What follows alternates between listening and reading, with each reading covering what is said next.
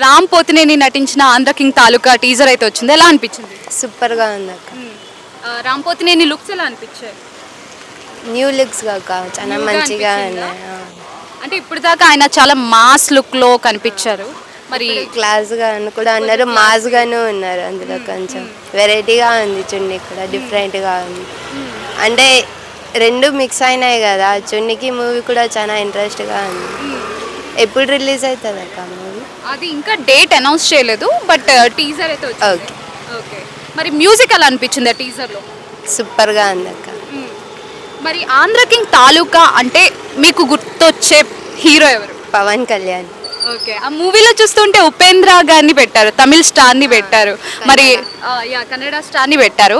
మరి మన తెలుగు ఆడియన్స్ తీసుకుంటారా? మేబీ లైక్ చేయొచ్చు అనుకుంటా సార్, బట్ దాని ప్లేస్లో పవన్ కళ్యాణ్ అని అంటే ఇంకా ఊరా మజ్గా ఉండేది.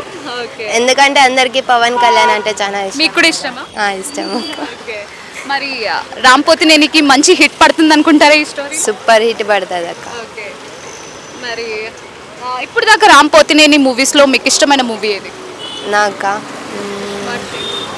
It's my Shankar.